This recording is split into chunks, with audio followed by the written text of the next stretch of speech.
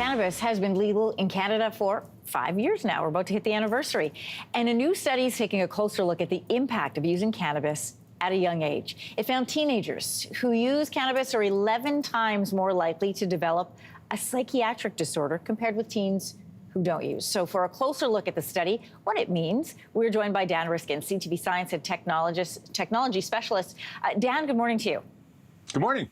I'm curious about the numbers around this. So what exactly are we talking about when we say kids who have used cannabis are 11 times more likely to develop a disorder? Is it causal? Yeah. Does it uncover something? Right, lots to unpack here, but the big thing is what exactly were they measuring that they got 11 times higher of? And the question that they asked, there were 11,000 young people in Ontario. They had an age range from 12 to 24, but specifically when you look at the younger kids, the teenagers, 12 to 19, and you ask, have you used any cannabis in the last year? In Ontario, of the respondents, about a quarter said yes, about 3/4 said no. But when you look at the likelihood that they would either have an outpatient visit for a psychiatric problem or go to an emergency department with a psychiatric problem or be hospitalized with a psychiatric problem in the 20 months after they were asked that question, the kids who said, yes, I've used cannabis in the last year were 11.2 times higher, more likely to be in that category than the kids who did not use it at all.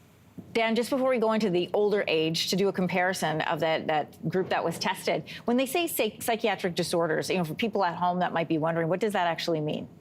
Yeah, it means you've had an interaction with the health system in Ontario around mental health. And so that is whether you go to an emergency department or have to be checked into a hospital or anything in that category. But this is tracking medical data for these 11,000 kids. And it's really striking. 11.2 times higher is just really...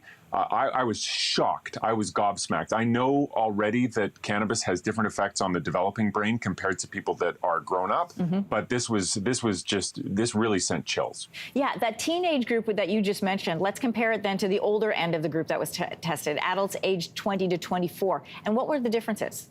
Yeah, so when you ask the same question of the people in the age group 20 to 24, you don't get that big spike. You only see that 11.2 times higher up into the age 19. Now, the study wasn't designed to do the fine-grained questions, like how much are we talking? In this way of looking at it, a kid that tried it once in the last year is in the same category as somebody who's using it 3 times a day for the last year. And those are obviously very, very different. But the fact that they get a statistically different story from the young people versus the kids who have reached adulthood really does, I think, it's the fact that they've designed the study with such broad strokes and yet they get such a loud signal really drives home the fact that there are significant risks with cannabis use for developing brains that just don't seem to be the same as when your brain's finished growing and you hit your 20s.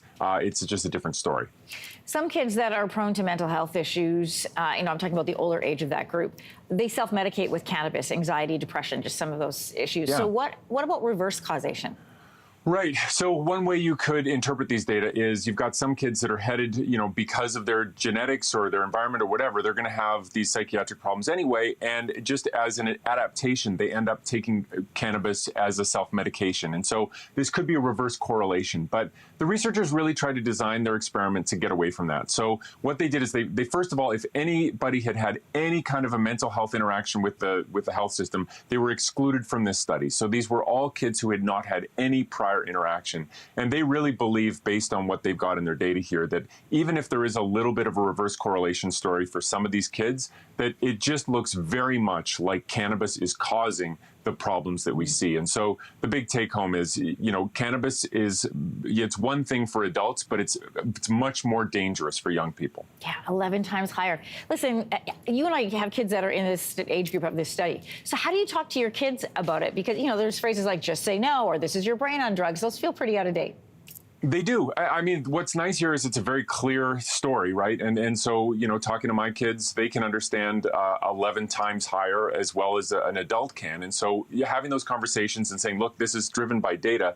Different kids, it's going to be a different conversation. You know your kids better than some guy on TV who's going to give you advice on how to talk to them, obviously. But, for some kids, maybe the conversation is not now. When you're in your 20s, we can revisit this, but for now, you're in this window of development. You've got to stay away from it. And for other kids, they can't think about what the future is a different thing from today. And so really the message has to be, look, your brain is a beautiful thing. And why would you just be punching it?